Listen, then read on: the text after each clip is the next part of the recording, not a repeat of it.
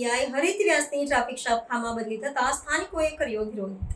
Karelibaug police સ્ટેશનના PI HM વ્યાસની બદલી કરીને ટ્રાફિક શાખામાં કરી દેવાઈ છે। પીઆઈ વ્યાસની બદલીનો ઓર્ડર આવતા જ તેમના સમર્થકો પોલીસ મથકમાં પહોંચીને તેમના કામની પ્રશંસા કરી તેમના પર ફૂલ વર્ષા કરી હતી।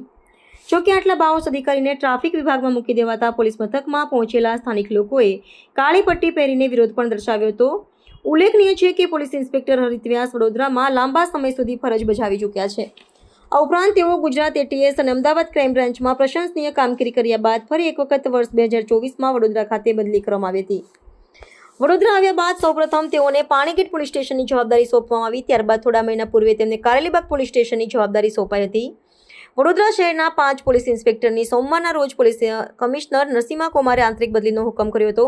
આ 5 ઇન્સ્પેક્ટરની બદલીમાં કારેલીબાગ પોલીસ ઇન્સ્પેક્ટરના ઇન્સ્પેક્ટર હરિત વ્યાસનું નામ આવતા સ્થાનિક લોકોમાં રોષ ફેલાયો હતો, જ્યારે પોલીસ બેડામાં પણ હરિત વ્યાસની બદલી અંગે ભારે ચર્ચા જાગી છે। સમર્થકો પોલીસ મથકમાં પહોંચીને તેમના કામની પ્રશંસા કરી તેમના પર ફૂલ વર્ષા કરી હતી। કારેલીબાગ પોલીસ સ્ટેશનના પીઆઈ એચએમ વ્યાસની બદલી કરીને ટ્રાફિક શાખામાં કરી દેવાઈ છે। એમ વ્યાસ સાહેબના આ વડોદરામાં અમે તો નસીબ સમજતા હતા કે એક વર્ષથી વડોદરામાં પાછા આવ્યા આવા બાહોશ અધિકારી। વડોદરા ક્રાઇમ બ્રાન્ચમાં પોતે સાહેબ પીએસઆઈથી લઈને અમદાવાદ ક્રાઇમ બ્રાન્ચ કહેવાય કે અમદાવાદમાં લોકો એમ કહેતા હતા કે અમદાવાદમાંથી અમારા વડોદરામાંથી આ સાહેબ આવ્યા તો ગુનેગારો ખુશ થયા, અને અહીંયા જ્યારે કારેલીબાગમાં ઘટના ઘટી, મર્ડર થયું કોર્પોરેટરના પુત્રનું, બીજેપીના પૂર્વ કોર્પોરેટરનું, ત્યારે આ અધિકારીમાં જો ખામી હોય તો એમને શું કામ મૂક્યા હતા?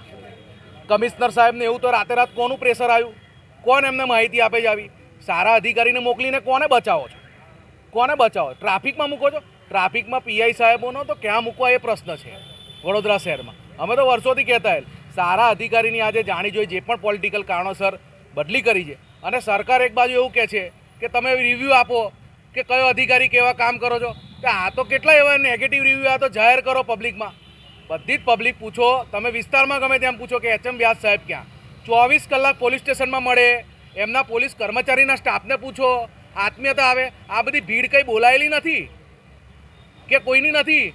ભાજપ હોય, કોંગ્રેસ હોય, આ વિસ્તારના તમામ લોકો એકમત થઈને સામાજિક નાગરિકો અહીં આવ્યા છે। એટલે મારે તો સીપી સાહેબને કહેવું છે કે સાહેબ તમે જાતે રિવ્યૂ લેવા નીકળો। હોમ મિનિસ્ટર સાહેબ તો કહે છે કે રિવ્યૂ મંગાવો, કામગીરી જોઈશું જનતાની। આ તે કેવો ન્યાય? અને એમનાથી ગુનેગારો ફફડે છે કે વ્યાસ સાહેબને કયું પોલીસ સ્ટેશન આપશે એવું ફફડે છે। તો એવા અધિકારી બાહોશને કામગીરી તમે આ તો હવલદાર જેવી કામગીરી આપી છે, અપમાન કર્યું છે પોલીસ બેડાનું। અને આવું કરીને બીજા જે અધિકારીઓ એમનો સ્ટાફ કામ કરે 100% ડિમોલેશન થયો છે। એટલે અમે આ કાળી પટ્ટીને વિરોધ કરીએ છીએ કે પોલીસ કમિશનર સાહેબ અમે તમને હાથ જોડીએ છીએ, તમે નિષ્પક્ષ પોલિટિકલ વગર કામ કરો અને સારા અધિકારીને તમે પ્રોત્સાહન આપો।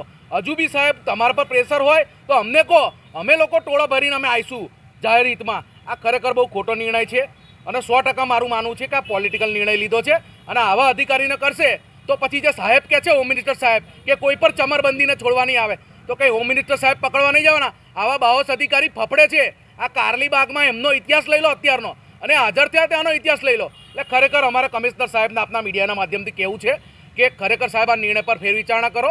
તમારા ડિપાર્ટમેન્ટનો માણસ છે, તમે એમનું નહીં વિચારો તો એ કોનું વિચારશે?